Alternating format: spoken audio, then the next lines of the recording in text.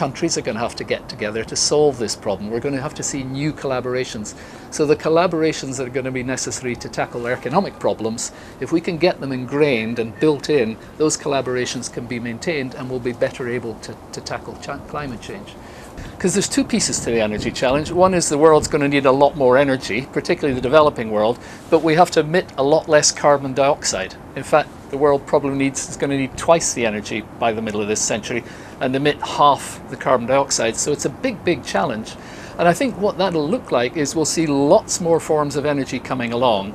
And also energy efficiency is going to be crucially important. I think every nook, corner and cranny of the economy is going to have to be much more energy efficient, whether it's buildings, whether it's homes, whether it's industry, whether it's cars. And we probably need to treble the energy efficiency of the economy, meaning we get a unit of economic output for a third of the energy input of today. And that means huge growth in renewable energies.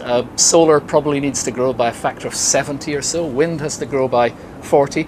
But we shouldn't forget the fossil fuels too. They're going to be around for a long time. So we've got to think about decarbonizing the fossil fuels, so taking the carbon out of it, both with biofuels and also coal. So when the coal burns, you capture the carbon, you don't let it go into the atmosphere, you store it safely underground. That's going to be crucial too. And this is all about making it easier for the ordinary individual to be able to go about things we normally want to do, but without having the same level of carbon impact. So there's a huge amount of work on energy efficiency and a huge amount of work on decarbonizing the energy system. And I suppose we can see that as a big challenge and daunting, but actually I think we should see it as a big opportunity. Those businesses that are going to be the winners out of a low carbon economy are those that have two things. First of all, a long-term view, and secondly, the technology to put behind that view. And if I perhaps give you an examples from our business or our company, we first said in 1997 that climate change was a threat that needed to be tackled, and we started reducing our own emissions from then. Actually, our emissions last year were 30% lower than our emissions were in 1990. And a great deal of that emission reduction came from reducing gas flaring, so gas that when you produce oil that was flared off. We've captured that gas, and therefore emissions are much less. And of course that gas has economic value. And if I take the case of Nigeria, where we've put out gas flares there, the gas has become available for a liquefied natural gas plant in Nigeria, actually a huge one, and that's really beneficial for Nigeria's economy. It gives them export earnings, and it's good business for us too. Our customers have started asking for more efficient fuels and less carbon emissions in the products that we give them. And you can see a difference between our commercial customers, so the big companies that want products from us, and then our retail customers, so ourselves as motorists, for example. I think our commercial customers have really been very conscious of this for some while. And of course, cheaper operation through more efficient fuels and more efficient lubricants really puts something onto their bottom line. And they're beginning to focus on that, and they've been asking us for some while. I mean, they knock on our door and we say, we've got the products ready. And of course, you find some of their customers are asking them too, so it's going down the value chain.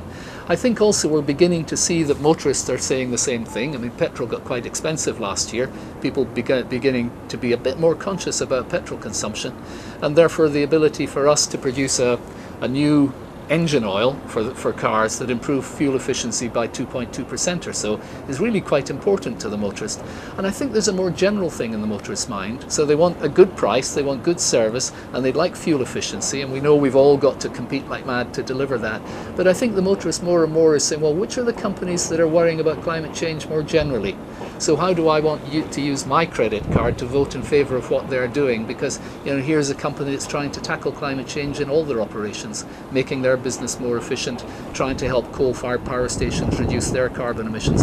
And I think motorists more and more inclined to vote with their wallet, if I can put it that way, and drive into, I hope, our petrol station, because they feel we're giving them a very good product, a low-carbon, efficient product at the petrol station, but also they feel that we're trying to tackle climate change more generally. I think that's increasingly part of the motorist's view.